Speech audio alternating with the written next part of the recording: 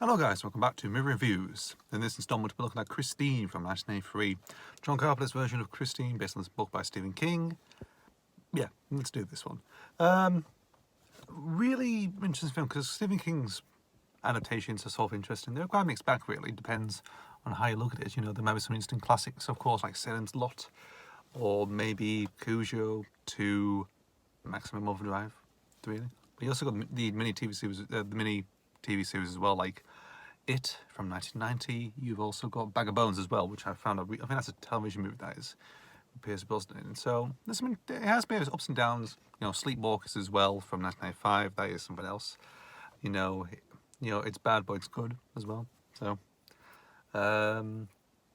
yeah, let's go for it. So this guy called Arnie, he's very bit of a very sore loser. You know, always gets picked on, of course, at school, of course, has a very sort of abrasive parents as well.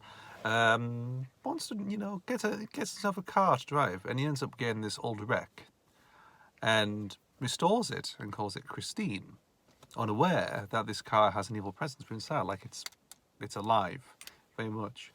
What can I say about this film? Really good direction. I mean, John Carpenter, very, obviously come off the success of Halloween and also, Escape from New York as well, plus Attack on Precinct 13 as well. It has his good style. I think he's also scored as well with Alan Howarth as well, I think. Yeah, it's probably, with Alan Howarth as well. Add a bit of 50s rock and roll to the mix and you really get an interesting film. I like it because it's at the time, it is sort of like it's a teen movie, of course, mixed with horror elements, of course. Set in the 50s, and yes, and it has a good cast, of course. Keith Gordon, who plays Arnie, is really good. You see that character progress, from change really, from like this nerdy, this sort of like down-as-look teenager, of course. He was basically just like his life is shit and everything else.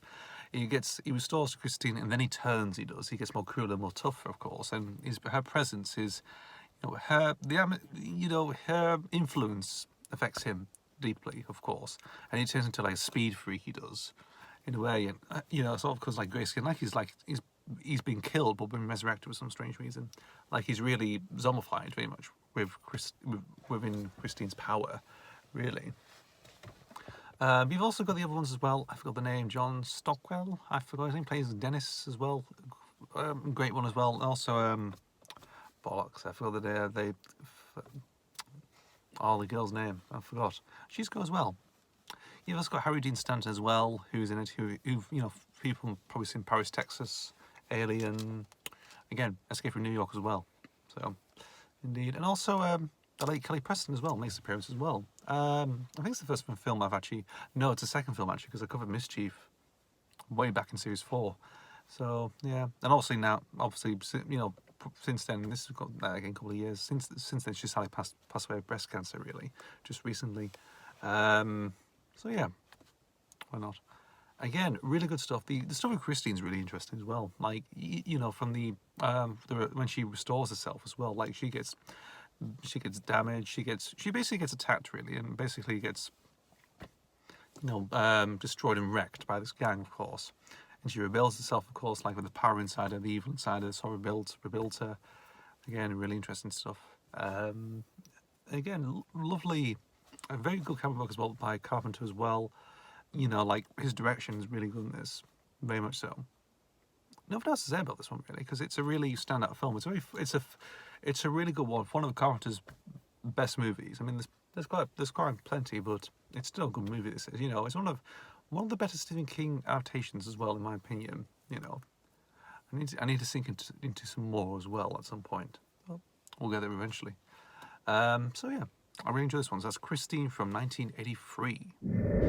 And the second film we're going to cover in this episode is Darkman from 1990. So this is a Sam Raimi film. I've covered Sam Raimi beforehand on with The Evil Dead in Series 9. So yeah, so this is after, well, in the filmography, of course, you have Evil Dead, then you have Crime Wave, then you have Evil Dead 2, Dead by Dawn, then you get this film. Obviously, it has an interesting backstory, this film, because Sam Raimi wanted to get the rights to do Batman, but also The Shadow as well. Rather than so unavailable to get the properties, you know, he invented his own character, his own superhero, very much, which is Darkman. Heavily based on the sort of classic Universal movie monster, of course. He does have that sort of invisible man look to him, of course. But you know, underside is like a very sort of like tortured genius type thing, really. Like he's been severely, badly disfigured, of course.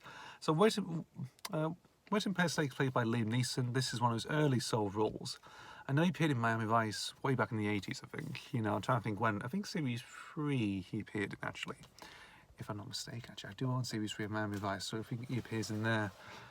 So, I don't know what other films he'd done beforehand, really, but it was sort of an interesting look at him. You know, he hasn't changed very much, Liam Neeson, even though his behaviour and wise attitude is just, you know, he's basically down the dumps after this whole racial thing they did. Like he was tempted to stab a black man or something. If you're familiar with the stories, of course, the tabloid stuff. But here, really good stuff, actually. Really good, you know, basically a lot of interesting character. Very sort of like, there's a bit of desperation in his character, really, of course, but he also pines for Julie as well, played by Frances McDormand, who I think at the time, or before then, was sort of working with the Coen brothers, really. She worked with the Coen brothers more so in the films like Fargo and other films as well, of course. So, again, she plays a character in Julie. She's, again, pretty good. You know, of course, Westlake's love, you know, painting Westlake's love, of course. You know, I think they're about to get, I think she was about to promote, sort of like do a proposal or something like that. And when Durant's, I'll get to him eventually, Durant's gang decide to, just, wreck the whole spot, of course. They end up destroying the laboratory that Westlake was in, of course, and believe that Sally passed away, of course. Obviously now, things have changed, really.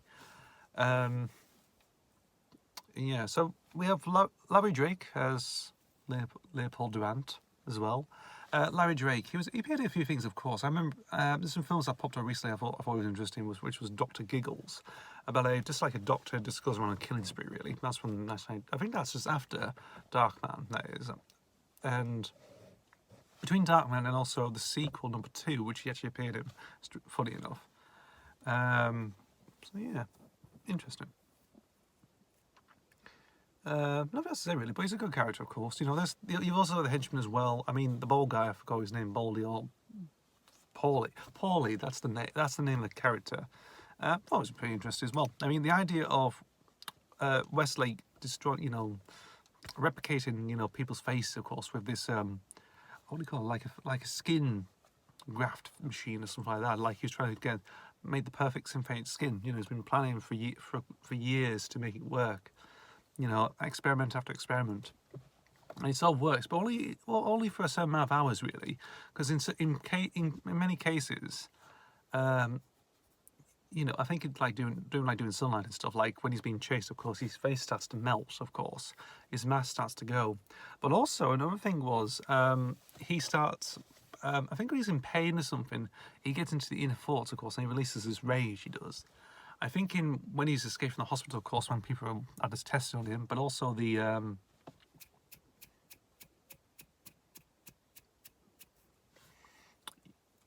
what was the other one? I'm trying to think.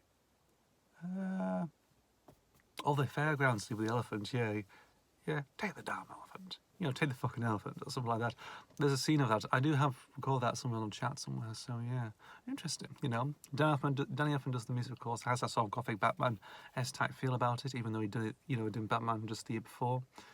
And yeah, again, really good stuff. The action scenes are really good. It's a really interesting film. I remember catching it. I'm trying to think when I first saw it. Actually, I don't know. I don't know when I came across Darkman, but it was just there, really.